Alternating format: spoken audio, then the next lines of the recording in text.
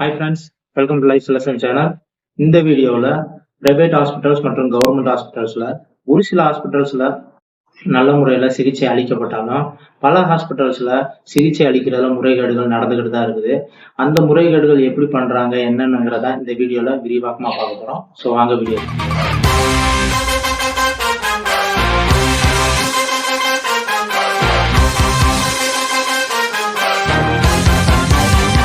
Government ஹாஸ்பிட்டல்ஸை பத்தி பார்ப்போம். இப்போ கவர்மெண்ட் ஹாஸ்பிட்டல்ஸ்ல நம்ம ஒரு ட்ரீட்மெண்ட் பண்ணலாம்னு நம்ம போனோம்னா அங்க இருக்கவங்க நம்மளை பாக்குற பார்வை எப்படி இருக்குன்னா, இவங்க எதுக்குமே லாய்க்கு இல்லாதவங்க, இவங்க ரொம்ப அடித்தட்டு மக்கள், ஏழ்மையான மக்கள் இப்படின்ற பிம்பத்துலதான் அவங்க பாக்குறதே இருக்குது. இது வந்துட்டு டாக்டர், நர்ஸ், இல்ல டாக்டரோட அசிஸ்டன்ட், இல்ல அங்க வேலை பார்க்குற கிளர்க், இல்ல வேற மெயின்டெனன்ஸ் ஒர்க் யாரா இருந்தாலும் அங்க ட்ரீட்மெண்ட் பண்ண போறவங்கள அவங்க ஃபர்ஸ்ட் பாக்குற பார்வை இப்படிதான் இருக்கு. நீங்க யார்கிட்டயாவது ஏதாவது கொஸ்டின் கேட்கணும்னு நினைச்சீங்கன்னா, அதாவது டாக்டர் எப்போ வருவாங்க, இல்ல நீங்க எது சம்பந்தமா ட்ரீட்மெண்ட் பண்ண போயிருக்கீங்களோ அந்த ட்ரீட்மெண்ட் பண்றதுடைய வார்டு எங்க இருக்கு இப்படின்னு நீங்க யாருக்கிட்டையாவது அங்க வேலை பார்க்கறவங்க ஒரு கொஸ்டின் கேட்டீங்கன்னா அவங்க எகத்தாலமா பதில் சொல்றவங்களாதான் இருக்காங்க. தான் அங்கிட்டு போய் கேளுங்க அப்படின்ற மாதிரி நார்மலா அப்படின்னு பதில் சொல்றாங்க. டாக்டர்ஸோட நிலைமை எப்படி இருக்குன்னா, அவங்க மூட பொறுத்து அவங்க இஷ்டமான டைமிங் தான் வராங்க. அப்படியே அவங்க வந்தாலும் அந்த அவங்க இஷ்டத்துக்கு அவங்க மூட பொறுத்து தான் அன்னைக்கு வந்துட்டு அவங்க ட்ரீட்மெண்ட்டே பண்றாங்க. சப்போஸ் ஏதாவது ஒரு பேஷண்ட் வந்துட்டு அவங்க கிட்ட பார்க்கணும்னு சொல்லி வந்தாங்கன்னா அன்னைக்கு அவங்க மூட பொறுத்து நல்லா பாக்குறாங்க. ஒரு சில டைம் வந்துட்டு கழிச்சு விடுற மாதிரி இருந்தா இதை சாப்பிட்டு பாரு, ட்ரை பண்ணி அப்படின்னு ஏதாவது ஒரு சில மருந்தை கொடுத்து கழிச்சு விடணும்னு தான் நினைக்கிறாங்க. ஸோ இந்த மாதிரி அவங்களோட மூட பொறுத்து தான் அன்னைக்கு நிலைமையில அன்னைக்கு அந்த ஹாஸ்பிட்டல்ல அவங்க ட்ரீட்மெண்ட்டே பண்றாங்க. இன்னும் ஒரு சில டாக்டர்ஸ், கவர்மெண்ட் டாக்டர்ஸ் வந்துட்டு பிரைவேட் ஹாஸ்பிட்டல்ஸ் வச்சிருப்பாங்க, பிரைவேட் கிளினிக் வச்சிருப்பாங்க. அவங்களோட இன்னும் பயங்கர மோசமா இருக்கும். சரியான டாக்டர்ஸ் எல்லாம் ஹாஸ்பிட்டலுக்கு வர்றதே கிடையாது. அங்க உள்ள பேஷண்ட்ஸ் எல்லாம் வந்து அங்க இருக்க நர்ஸுக தான் வந்து அவங்க அட்டன் பண்றாங்க, அவங்க தான் பாத்துக்கிறாங்க. ஏதாவது ஒரு சின்ன சின்ன ட்ரீட்மெண்ட் எல்லாமே ஒரு பெரிய மேஜர் ட்ரீட்மெண்ட் இல்ல மேஜரா ஏதாவது வந்துட்டு ஒரு எமர்ஜென்சி அப்படின்னா மட்டும்தான் டாக்டர்ஸ்க்கு போனே பண்றாங்க. அதுக்கப்புறம் தான் அவங்க வந்துட்டு வந்து என்னன்னே பாக்குறாங்க. வாரத்துக்கு ஒரு தடவை அவங்க இஷ்டத்துக்கு வரவங்க எல்லாம் இன்னும் பல இடங்கள்ல நடந்துகிட்டு தான் இருக்குது. டாக்டர்ஸ் ஏதாவது ஒரு டெஸ்ட் எடுக்க சொன்னாங்கன்னா அங்க எல்லா டெஸ்ட்டுமே ஃப்ரீயாவே இருந்தாலும் அங்க நம்ம காசு கொடுத்தாதான் டெஸ்ட் எடுத்து கொடுப்பாங்க. இல்லைன்னா இன்னைக்கு கூட்டமா இருக்கு நாளைக்கு வாங்கன்னா நம்மளை அனுப்பிச்சு விடணும் தான் நினைப்பாங்க. சப்போஸ் அங்க ஒரு ஸ்கேன் எடுக்கணும்னா வெளியில ஸ்கேன் எடுக்கிறதுக்கு ஒரு 4000 ரூபாய் பிரைவேட்ல ஆகுதுன்னா அங்க ஒரு 1000 ரூபாய்னா கொடுத்தாதான் ஸ்கேனே எடுத்து கொடுப்பாங்க. சரி, அந்த ஸ்கேனை ஒரு 1000 ரூபாய் கொடுத்து எடுத்தோம்னா அதுக்கப்புறம் ரிப்போர்ட் கொடுக்குறதுக்கு அந்த ரிப்போர்ட் கொடுக்குறவருக்கு ஒரு காசு கொஞ்சம் அமௌண்ட் கொடுத்தாதான் அவங்க ரிப்போர்ட்டையும் நமக்கு கொடுப்பாங்க. ஸோ இந்த மாதிரி விஷயங்கள்லாம் கவர்மெண்ட் ஹாஸ்பிட்டல்ல நடந்துகிட்டு இருக்கு. ஒரு நல்ல ஒரு ஸ்பெஷல் வார்டு, ஒரு நல்ல வார்டுல நம்மளை வைக்கணும்னா அதுக்கு தனியா காசு கொடுத்தாதான் நம்மள அந்த மாதிரி ஒரு நல்ல வார்டுல வைப்பாங்க. இல்லைன்னா வந்துட்டு கூட்டத்தோட கூட்டமா கன்றாவே இருக்கும் அந்த மாதிரி ஒரு வார்டெல்லாம் நம்ம தள்ளி விட்டு போயிடுவாங்க. ஆச்சுன்னா இவங்க எல்லாம் வேலை செய்யறாங்களோ இல்லையா அவங்களுக்குரிய சம்பளம் அவங்க அக்கௌண்ட்ல கரெக்டா வந்து விழுந்துருது. அது டாக்டரா இருந்தாலும் சரி, இல்ல கீழே இருக்க அந்த ஹாஸ்பிட்டல்ஸ் மெயின்டெனன்ஸ் பண்றவங்க இருந்தாலும் சரி, அவங்க வேலையை தட்டி கழிக்கணும்னு தான் பாக்குறாங்க. இந்த நிலைமையில இருக்குது கவர்மெண்ட் ஹாஸ்பிட்டலோட நிலைமை.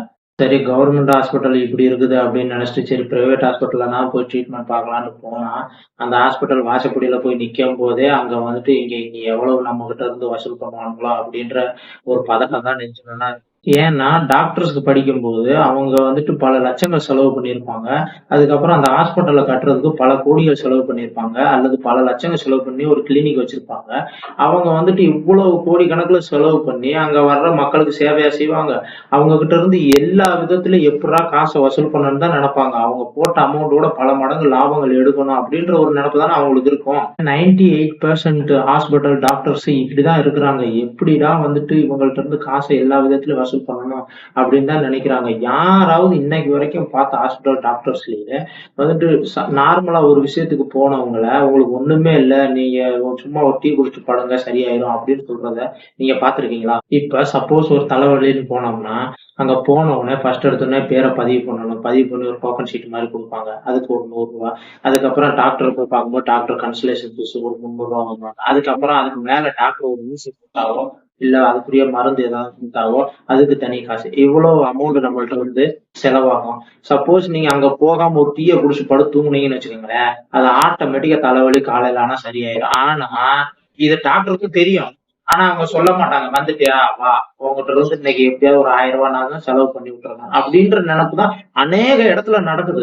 இன்னும் பெரிய பெரிய ப்ராப்ளம்க்கு பெரிய பெரிய ஹாஸ்பிட்டலுக்கு போறவங்களோட நிலைமைய பாத்தீங்கன்னா இதை விட பயங்கர மோசமா இருக்குது. அங்க போனீங்கன்னா ஃபுல் டே அங்கேயே ஏன்னா நம்மள மாதிரி பல பேர் வந்திருப்பாங்க. அவ்வளவு கூட்டத்துல அவ்வளவு நேரம் ஆகும். அதுல வந்துட்டு ஒரு சில டெஸ்ட்டுகள்லாம் எடுக்க சொல்லுவாங்க. அந்த டெஸ்ட்டுக்கெல்லாம் லைன்ல நின்னு பாத்தீங்கன்னா அவ்வளவு டைம் ஆகும். லாஸ்ட்ல பாத்தீங்கன்னா அந்த டெஸ்ட்லாம் எதுக்கு எடுக்க சொன்னாங்கன்னே தெரியாது. டாக்டருக்கே தெரியாது. அவனுங்க வந்துட்டு ஒரு சின்ன ப்ராப்ளம்னா அது சம்பந்தப்பட்ட எல்லா டெஸ்ட்டையும் எழுதி கொடுப்பாங்க. ஏன்னா ஒவ்வொரு டெஸ்ட்டுக்கும் அந்த ஹாஸ்பிட்டலுக்கு தானே காசு கிடைக்குது.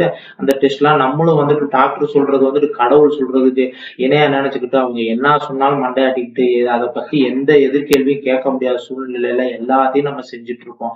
டாக்டர் ஒண்ணும் கடவுள் இல்ல. அவங்க கொடுக்குற ட்ரீட்மெண்ட்டும் அவங்க கொடுக்குற மருந்தும் எல்லாமே சரியாச்சுன்னா ஓகே.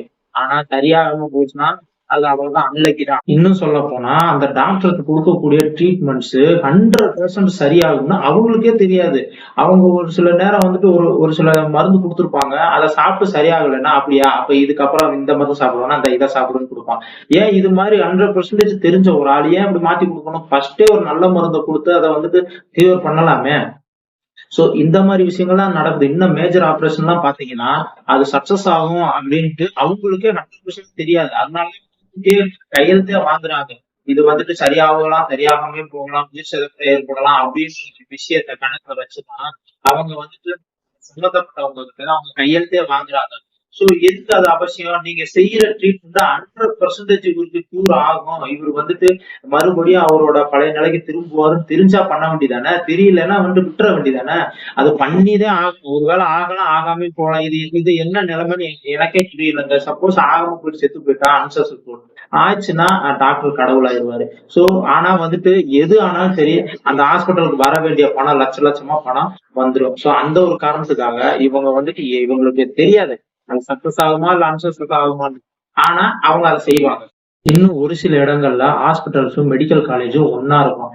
அங்க இருக்க நிலைமையை பாத்தீங்கன்னா அந்த மெடிக்கல் காலேஜ்ல படிக்கிற நியூ ஸ்டூடெண்ட்ஸ், நியூ டாக்டர்ஸ் எல்லாருமே அங்க வர்ற அந்த பேஷண்ட்டை வச்சுதான் அவங்க மேலதான் வந்துட்டு பிராக்டிஸே பண்ணுவாங்க. ஒரு அது சின்ன ட்ரீட்மெண்ட் கொடுக்கறதா இருக்கட்டும் இல்ல பெரிய மேஜர் ஆபரேஷனா இருக்கட்டும் அவங்கள வச்சுதான் அவங்க பிராக்டிஸ் பண்ணிப்பாங்க. இது அங்க உள்ள பேஷண்ட்டுக்கு தெரிஞ்சாலும் பாவம் அவங்க வாயே திறக்க முடியாம அமைதியா உட்கார்ந்துருப்பாங்க. ஏன்னா ஏதாவது நம்ம சொல்லி ஏதாவது தப்பா ட்ரீட்மெண்ட் பண்ணிட்டானுங்களா அப்படின்ற ஒரு பயத்துல கூட இருக்கலாம். பெரிய பெரிய டாக்டர்ஸா இருந்தாலுமே அவங்க அவங்க படிச்சதை வச்சு அவங்க எக்ஸ்பீரியன்ஸ் வச்சு அவங்களும் முயற்சி தான் பண்றாங்க. ஒரு சில நேரம் முயற்சி வந்துட்டு சக்சஸ் ஆகுது, ஒரு சில நேரம் அன்சக்சஸ் ஆகுது. அது நம்மளோட தலையெழுத்தை பொறுத்துதான். நமக்கு என்ன எழுதியிருக்கோ நம்மளுக்கு எவ்வளவு ப்ராப்ளம் வந்தாலும் அந்த எழுதியிருக்கிறபடிதான் நடக்கும். சோ டாக்டர் கையில எதுவுமே இல்லை. நீங்க டாக்டர் கடவுள் நம்பிட்டு பணத்தை அள்ளிட்டு போய் எனக்கு எவ்வளவு செலவுனாலும் பரவாயில்ல எனக்கு இதை பண்ணுங்க அப்படின்ட்டு நீங்க போய் அவர் காலை பிடிச்சி கெஞ்சாது.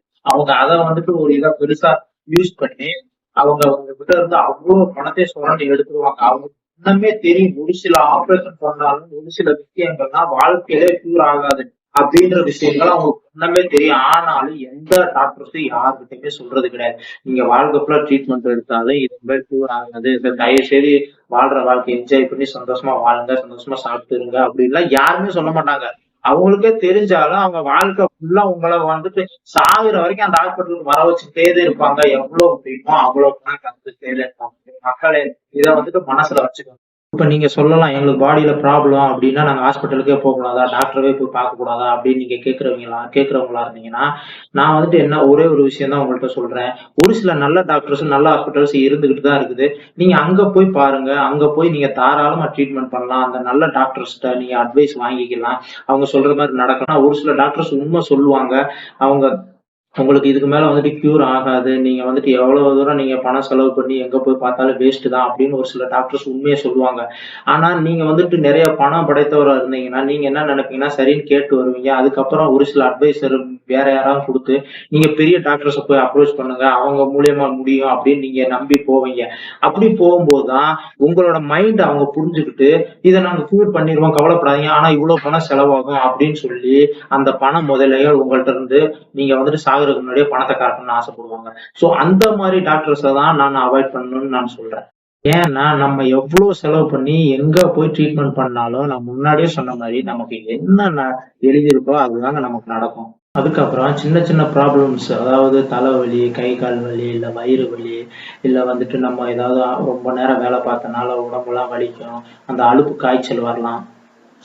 அப்புறம் ஜீரணமின்மை, இந்த மாதிரி அநேக சின்ன சின்ன ப்ராப்ளம்ஸ்லாம் வரும். நம்ம எங்கேயாவது வேலை பார்த்துட்டோமா, அடிபட்டு நமக்கு ஏதாவது ஒரு புண்ணாயிருக்கலாம். இந்த மாதிரி விஷயங்கள்லாம் வந்துட்டு நீங்களே ட்ரீட்மெண்ட் பண்ணிக்கங்க. ஒரு சின்ன சின்ன அடிபட்டுருக்குதா, ஒரு டிடி இன்ஜெக்ஷன் மட்டும் போட்டுக்கோங்க. மற்றபடி மருந்து வாங்கி நீங்களே வந்துட்டு அதை வந்து ட்ரெஸ்ஸிங் பண்ணிக்கலாம்.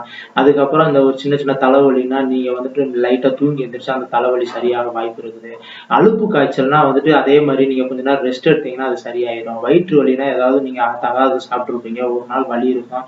நீங்க நார்மலா வந்துட்டு அதுக்கப்புறம் நீட்டா நல்லா தண்ணியை குடிச்சிட்டு கொஞ்ச நேரம் வெயிட் பண்ணி ரெஸ்ட் எடுத்தீங்கன்னா அதுவும் கூட சரியாயிடும். இந்த மாதிரி சின்ன சின்ன விஷயங்களுக்காகலாம் நீங்க உடனே ஹாஸ்பிட்டலை தேடி ஓடாதீங்க. உங்களுக்கு சொல்றது நான் தயவு செய்து கேட்டுக்கிறது ஒண்ணே ஒண்ணுதான். இந்த மாதிரி விஷயங்களுக்குலாம் நீங்க ஹாஸ்பிட்டல் போனீங்கன்னா இப்ப நான் சொன்ன மாதிரி நீங்க செஞ்சாலும் சரியாயிரும். அது டாக்டருக்கே தெரியும். ஆனாலும் அவங்க இப்படி சொல்லி உங்களை ரிட்டர்ன் அனுப்புவாங்களா? எங்கேயாவது பார்த்திருக்கீங்களா? அவங்க அதுக்கு ஏதாவது ஒரு மருந்து கொடுப்பாங்க. இப்போ உங்களுக்கு ஒரு சின்ன வைரல் ஃபீவர்னு வச்சுக்கோங்களேன், அதுக்கு உடனே அவங்க ஒரு மாத்திரை கொடுப்பாங்க. ஆனா நீங்க ஒரு 2 நாள் ரெஸ்ட் எடுத்தீங்கன்னாவே நீங்க வந்துட்டு அது ஆட்டோமேட்டிக்கா சரியாயிரும். ஆனா அவங்க அப்படி சரியாக விட மாட்டாங்க. எந்த டாக்டர்ஸும் அப்படி சொல்லவும் மாட்டாங்க. உங்களுக்கு ஏதாவது ஒரு மருந்தை கொடுத்து அந்த மருந்து மூலியமா தான் அவங்க சரி பண்ணுவாங்க. இது வந்துட்டு அவங்களுக்கு ஒரு வருமானமா இருந்தாலும் இது வந்துட்டு ஒரு பிசினஸ் ஸ்ட்ராட்டஜி. என்னன்னா அதுக்கப்புறம் உங்களுக்கு இதே மாதிரி ஒரு சின்ன ஒரு விஷயம் ப்ராப்ளம் வரும்போது, ஒரு தலைவலியோ, வயிறு வலியோ, இல்ல ஒரு ஃபீவரோ ஒரு சின்னதா வரும்போது, நீங்க வந்துட்டு ஃபர்ஸ்டே நீங்க இருந்தீங்க பாருங்க, அப்படி இருந்திருந்தா அது ஆட்டோமேட்டிக்கா சரியாயிரும். ஆனா நீங்க ஹாஸ்பிட்டல்ல போய் மருந்து சாப்பிட்டு சரியானனால, அதுக்கப்புறம் வர ஒவ்வொரு தடவையும் நீங்க அந்த மருந்த சாப்பிட்டா தான் சரியாகும். அதுக்கப்புறம் நீங்க சின்னதா ரெஸ்ட் எடுத்தா அது சரியே ஆகாது. அந்த மாதிரி உங்க உடம்புல இருக்க இம்யூனிட்டி பவர அவங்க குடுக்குற மருந்து அழிச்சிரும். அந்த இம்யூனிட்டி பவரே வேலை செய்யாம போயிடும். ஸோ ஒவ்வொரு தடவையும் நீங்க ஒரு சின்ன சின்ன ப்ராப்ளம்னா ஹாஸ்பிட்டல தேடி ஓட வேண்டிய சூழ்நிலைக்கு அந்த கண்டிஷனுக்கு உங்க உடம்பு மாறிடும். இதுதான் இன்றைய மருந்தோட நிலைமை, மெடிசனோட நிலைமையே இதுதான் இன்னைக்கு. ஸோ அதனாலதான் சொல்றேன், சின்ன சின்ன விஷயம் உங்களுக்கா இருந்தாலும் சரி, இல்ல உங்க குழந்தைங்களுக்கா இருந்தாலும் சரி, எதுக்கு எடுத்தாலும் ஆஸ்பத்திரியை தேடி ஓடாதீங்க. சின்ன சின்ன விஷயங்கள் வந்துட்டு வீட்டிலேயே வச்சு அதை கொஞ்சம் ட்ரை பண்ணி பாருங்க. ஏன்னா உங்க உடம்புலயே வந்துட்டு இயற்கையாவே ஒரு இம்யூனிட்டி சிஸ்டம் இருக்கும். அந்த இம்யூனிட்டி சிஸ்டம் அந்த வைரஸ் அதை உண்டாக்குற அந்த சின்ன சின்ன ப்ராப்ளம் உண்டாக்குற வைரஸோட சண்டை போட்டு அதை உங்க உடம்பு ஆட்டோமேட்டிக்காவே கியூர் பண்ணும். ஆனா இதுக்கு வந்துட்டு ஒரு நாள்னா ப்ராசஸ் ஆகும். நீங்க அது கூட வெயிட் பண்ணாம எடுத்தோடனே ஹாஸ்பிட்டல்ல போய் நின்று அங்க இருக்க மருந்தை வாங்கி சாப்பிடுறது மூலியமா அந்த அந்த காய்ச்சலை உண்டாக்குன அந்த சின்ன ப்ராப்ளத்தை உண்டாக்குன அந்த வைரஸும் அழியும். உங்க உடம்புல இருக்க அந்த இம்யூனிட்டி பவரை உருவாக்கக்கூடிய அந்த ஒரு வைரஸும் அழியும். சோ நீங்க எப்பயுமே எந்த ப்ராப்ளம் வந்தாலும் நீங்க அதுக்கப்புறம் அந்த மருந்து மாத்திரை வாங்கி சாப்பிட்டாதான் சரியாகும். அந்த கண்டிஷனுக்கு உங்க உடம்பு வந்துடும். சோ இந்த மாதிரி விஷயங்கள் தயவு செய்து செய்யாதீங்க. கொஞ்சம் நான் சொன்ன மாதிரி ஃபாலோ பண்ணி பாருங்க. என்ன உண்மையிலே நடந்த விஷயத்த உங்களுக்கு சொல்லணும்னு தோணுது. அதை சொல்லிட்டு இந்த வீடியோ முடிக்கிறேன். என்னோட ஒரு க்ளோஸ் ஃப்ரெண்டு, அந்த ஃப்ரெண்டோட பாட்டிய சும்மா வயிறு வலிக்குதுன்னு சொல்லிட்டு ஒரு பிரைவேட் ஹாஸ்பிட்டல் கூட்டி போயிருக்காங்க. அந்த ஊர்லயே அதான் ஒரு பெரிய பிரைவேட் ஹாஸ்பிட்டல். அந்த ஹாஸ்பிட்டல் கூட்டி போனோடனே அந்த ஹாஸ்பிட்டல்ல ஃபர்ஸ்ட் செக்அப் பண்ணிருக்காங்க. செக்அப் பண்ண உடனே தெரிஞ்சிருச்சு இந்த பாட்டிக்கு ஏதோ வந்துட்டு கிட்னில வந்துட்டு ஒரு பெரிய ப்ராப்ளம்னு சொல்லிட்டு. அந்த ஹாஸ்பிட்டல்னால அந்த ப்ராப்ளத்தை கியூர் பண்ணவே முடியாது. அது முன்னாடியே அவங்களுக்கு தெரிஞ்சிருக்குது. ஆனா அதை யாருமே அவங்க கிட்ட சொல்லல. ஆனா வந்துட்டு அந்த பாட்டியை தூக்கிட்டு ஒரு பெரிய ஹாஸ்பிட்டலுக்கு கொண்டு போகணும் அப்படின்னு அந்த ஹாஸ்பிட்டலுக்கே தெரிஞ்சிருக்கு. ஆனாலும் அவங்க சொல்லாம அந்த பாட்டிக்கு அங்கேயே வச்சு ட்ரீட்மெண்ட் பண்ணிட்டே இருந்திருக்காங்க. அதுவும் எப்படி பண்ணிட்டு இருந்திருக்காங்கன்னா, அங்கேயே அட்மிட் பண்ணி அவங்க ட்ரீட்மெண்ட் பண்ணியிருக்காங்க. ஒரு நாளைக்கு 5000 வரைக்கும் செலவாயிருக்கு. அவங்க அந்த அந்த மருந்து வாங்கிட்டு வாங்க, இந்த மருந்து வாங்கிட்டு வாங்கன்னு சொல்லி இவங்களை வந்துட்டு மருந்து வாங்கிட்டு வர சொல்லிட்டு அந்த அந்த மருந்து மாத்திரையை வாங்கிட்டு அந்த ஐசியூ வார்டுக்குள்ள அங்க உள்ள நர்ஸு, டாக்டரும் உள்ள போயிடுறாங்க மருந்த வாங்கிட்டு. ஆனா அந்த மருந்த வச்சு அந்த பாட்டிக்கு அந்த மருந்த சாப்பிட குடுத்தாலும் சரி, இல்ல மத்த மருந்துகள்லாம் அந்த பாட்டிக்கு வந்து ட்ரீட்மெண்ட்டுக்காக வாங்கிட்டு வர சொல்லியிருப்பாங்க. அத வச்சு ட்ரீட்மெண்ட் பண்றாங்களான்னு கேட்டா, அது நடக்கவே இல்ல. இது அதுக்கு அப்புறம் தான் தெரிஞ்சிருக்கு. அந்த பாட்டியே சொல்லியிருக்கு உங்ககிட்ட. நீங்க வாங்கிட்டு வர்ற மருந்தெல்லாம் வந்துட்டு நீங்க வாங்கி குடுத்தீங்களா? இல்ல அந்த ஹாஸ்பிட்டல்ல அந்த டாக்டர்ஸே எடுத்துட்டு வருவாங்களா உள்ள அப்படின்னு கேட்டதுக்கு அப்புறம், இல்ல நாங்க தான் எங்களோட காசு போட்டு வாங்கி குடுத்துருக்கோம்னு சொல்லியிருக்காங்க. அந்த பாட்டி ஒண்ணு கூட எனக்காக யூஸ் பண்ணல. வாங்கிட்டு வருவாங்க, உள்ள வச்சுருவாங்க. அத பின்னாடி வழியா அத திரும்ப எடுத்துட்டு போயிடுறாங்க. இப்படியே அந்த பாட்டி சொல்லியிருந்திருக்கு. அதுக்கப்புறம் அவங்க அதிர்ச்சியாகி அங்க உள்ள டாக்டர்ஸ போய் கேட்டிருக்காங்க. என்னங்க பிரச்சனை? என்ன எங்க பாட்டிக்கு எப்ப சரியாகும்? என்ன ஏதுன்னு அவங்க போய் கேட்டப்ப அவங்க சொல்லியிருக்காங்க, நாங்க பார்த்துக்கிட்டு தான் இருக்கிறோம். நாங்க எவ்வளவு முடியுமோ எங்களால முடிஞ்ச அளவு ட்ரை பண்றோம். அதுக்கு மேலயும் முடியல. இனிமேல் இங்க வைக்க முடியாது அப்படின்னு அந்த டாக்டர் சொல்லியிருக்காங்க. அது ஏன் சொல்லியிருக்காங்கன்னா, அவங்களுக்கு தெரிஞ்சு போச்சு. அவங்க செய்யற மோசடி என்னன்னு அந்த பாட்டி உங்ககிட்ட சொல்லிட்டாங்க அப்படின்னு தெரிஞ்சனால, இதுக்கப்புறம் வந்துட்டு நீங்க ஒரு பெரிய ஹாஸ்பிட்டல் கூட்டி போங்க அப்படின்னு சொல்லிட்டாங்க. ஆல்ரெடி அங்கேயே உங்களுக்கு வந்து 1.5 லட்சம் செலவானனால, அவங்களால அதுக்கு மேல பெரிய ஹாஸ்பிட்டல் கூட்டி போக முடியாம, சரி நம்ம அங்க உள்ள ஒரு பெரிய டிஸ்ட்ரிக்ட்ல போய் கவர்மெண்ட் ஹாஸ்பிட்டல் கூட்டிட்டு போலாம் அப்படின்னு சொல்லிட்டு, அவங்க பக்கத்து டிஸ்ட்ரிக்ட்ல போய் கவர்மெண்ட் ஹாஸ்பிட்டல் கூட்டிட்டு போயிருக்காங்க. அந்த கவர்மெண்ட் ஹாஸ்பிட்டலோட நிலைமைய பாத்தீங்கன்னா, அந்த பாட்டிய போய் சேர்த்தப்போ டாக்டர் வந்துட்டு என்ன ஏதுன்னு பார்த்திருக்காங்க. அதுக்கு முன்னாடி அவங்க ட்ரீட்மெண்ட் பண்ண விஷயத்தெல்லாம் அந்த அந்த ஃபுல் டாக்குமெண்ட்டே அந்த டாக்டர்ட்ட குடுத்துருக்காங்க. அவங்க பார்த்துட்டு சரி ஓகே அப்படின்ட்டு அவங்க கவர்மெண்ட் ஹாஸ்பிட்டல்ல வந்துட்டு புறக்கணிக்க முடியாதே, இங்கெல்லாம் பண்ண முடியாது போங்கன்னு சொல்ல முடியாதே. அப்படி சொன்னா வந்துட்டு அந்த இது வந்துட்டு ஒரு பெரிய இஷ்யூ ஆயிடும்ட்டு சரி ட்ரீட்மெண்ட் பண்றோம் அப்படின்னு சொல்லிட்டு வச்சுட்டு, அந்த டாக்டர் வந்துட்டு அப்ப பார்த்ததுதான். அதுக்கப்புறம் 9, 10 நாள் வரைக்கும் வந்துட்டு அந்த டாக்டர் கண்ணிலே படல. இடையிலேயே ஒரு சின்ன சின்ன மருந்து, சின்ன சின்ன ஊசி எல்லாமே வந்துட்டு அங்க உள்ள நர்ஸ் தான் பார்த்திருந்திருக்காங்க. அதுக்கப்புறம் சம்பந்தப்பட்டவங்க என்னடா இப்படியே நடந்துகிட்டு இருக்குது, எவ்வளவு நாள் தான் வந்துட்டு டாக்டரும் வர்றதில்ல, இந்த பாட்டிக்காக நம்ம வந்துட்டு இங்கேயே தங்கி இருக்கிறது, இது வந்துட்டு சரியில்லையே அப்படின்னு அவங்களுக்கு தோணுனதுக்கு அப்புறம் அவங்க ரிலேஷன்ஷிப்ல விசாரிச்சு அவங்களுக்கு தெரிஞ்ச அதே மாதிரி கவர்மெண்ட் ஹாஸ்பிட்டல்ல வேலை பார்க்குற அவங்களுக்கு தெரிஞ்ச ஒரு பெரிய டாக்டர் அவங்க வந்துட்டு பார்த்து பேசி கன்சல்ட் பண்ணி இந்த விஷயத்தெல்லாம் சொல்றாங்க. இப்படி இப்படிலாம் நடந்துச்சு. இதுக்கப்புறம் அவங்கள வந்துட்டு நாங்க கவர்மெண்ட் ஹாஸ்பிட்டல்ல சேர்த்திருக்கோம். அங்கேயும் வந்துட்டு இப்படி டாக்டர்ஸ் வர்றதே இல்ல. நர்ஸ் தான் வந்துட்டு எல்லாம் ட்ரீட்மெண்ட் பண்ணிட்டு இருக்காங்க. எங்களுக்கு ரொம்ப கஷ்டமா இருக்குது. இப்படியே எவ்வளவு நாள் ஓடும்னு தெரியல. அந்த பாட்டியோட கண்டிஷன் எப்படி இருக்குன்னு தெரியலையே. அதுக்கு வேற அந்த கிட்னில ப்ராப்ளம் அப்படி இப்படின்னு எல்லா விஷயத்தையும் சொல்லியிருக்கிறாங்க.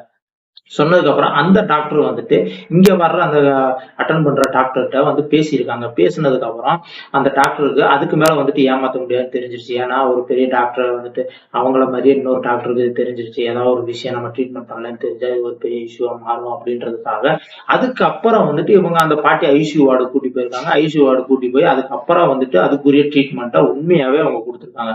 ஆனா அவங்க ரொம்ப லேட் ஆனனால அந்த பாட்டி அதுக்கப்புறம் 2 நாள்ல செத்து போச்சு. ஆனா இந்த பாட்டிய ஃபர்ஸ்ட் இவங்க பிரைவேட் ஹாஸ்பிட்டல்ல சேர்த்தாங்க பாருங்க. அப்பயே அதுக்கு குடுக்க வேண்டிய ட்ரீட்மெண்ட்ட கரெக்ட்டான ஹாஸ்பிட்டல்ல கரெக்ட்டான டைமிங்ல குடுத்திருந்தா, அந்த பாட்டி இன்னைக்கு செத்துருக்காது. அது வந்துட்டு இன்னைக்கு உயிரோட இருந்திருக்கும். ஆனா அங்க பிரைவேட் ஹாஸ்பிட்டல் டாக்டர்ஸோட அலட்சியத்தினாலயும், அந்த கவர்மெண்ட் ஹாஸ்பிட்டல் டாக்டர்ஸோட அலட்சியத்தினாலயும் அந்த பாட்டி இன்னைக்கு இறந்துருச்சு. இது வந்துட்டு நீங்க பல படங்கள்லயும் பார்த்திருப்பீங்க. பல்வேறு படங்கள்ல பார்த்துட்டு என்னடா இப்படிலாம் நடக்குதான்னு யோசிச்சிருப்பீங்க. ஆனா உண்மையிலேயே இப்படி இன்னைக்கும் நடந்துகிட்டு இருக்கு மக்களே. இந்த வீடியோவ பார்த்துக்கிட்டு இருக்க ஃப்ரெண்ட்ஸ் அண்ட் வியூவர்ஸ் கிட்ட நான் கேட்டுக்கிறது ஒண்ணே ஒண்ணுதான். இன்னைக்கும் பல டாக்டர்ஸ் இந்த வேலை ஒரு கடவுளுக்கு நிகரான ஒரு வேலை அப்படின்றத நினைக்காம இன்னும் அத வந்துட்டு ஒரு பிசினஸ் ஸ்ட்ராட்டஜியா தான் பார்த்துட்டு இருக்காங்க. ஸோ அந்த மாதிரி ஒரு பணத்தாசை பிடிச்ச ஒரு டாக்டர்ஸ்ட்ட போயிட்டு மாட்டிறாம எச்சரிக்கையா இருங்க மக்களே. அப்புறம் உங்களோட டெய்லி லைஃப் ரொட்டீன முடிஞ்ச அளவு கரெக்ட்டா வச்சுக்கோங்க. அதிகாலையில எழும்புங்க. எழும்புனதுக்கு அப்புறம் நீங்க முடிஞ்ச அளவு வந்துட்டு வாக்கிங், ஜாக்கிங் போக ட்ரை பண்ணுங்க. முடிஞ்சா ஜாக்கிங் போங்க. ஒரு 20 மினிட்ஸ் ஜாக்கிங் போங்க. உங்களுக்கு வேர்வை வர அளவுக்கு ஜாக்கிங் பண்ணுங்க. வந்து கொஞ்சம் ஸ்ட்ரெச்சிங் எக்சர்சைஸ் பண்ணுங்க. அதுக்கப்புறம் நீங்க அவங்கவங்க வேலைய குளிச்சுட்டு போலாம். சரியான நேரத்துல, சரியான முறையில, சரியான அளவு நீங்க சாப்பிட ட்ரை பண்ணுங்க. அதுக்கப்புறம் சரியான நேரத்துல, சரியான அளவு தூங்குங்க. டெய்லி அட்லீஸ்ட் ஒரு 5 லிட்டர்னாலும் தண்ணிய குடிங்க. இந்த மாதிரி நீங்க உங்க லைஃப் ரொட்டீன வச்சுக்கிட்டா, மேக்ஸிமம் ஒரு சின்ன சின்ன ப்ராப்ளம்லாம் உங்களுக்கு வர வாய்ப்பே கிடையாது. ஸோ இந்த மாதிரி உங்க லைஃப் ரொட்டீன நீங்க செட் பண்ணி வச்சுக்கோங்க. வீடியோ அனைவரும் பேருக்கு ஷேர் பண்ணுங்க. பார்த்துக்கிட்டு இருக்க ஒவ்வொருத்தவங்களும் லைக் பண்ணுங்க. சப்ஸ்கிரைப் பண்ணாதவங்க தயவு செய்து சப்ஸ்கிரைப் பண்ணுங்க. மீண்டும் இது போன்ற அடுத்த வீடியோவில் சந்திக்கிறேன். நன்றி, வணக்கம்.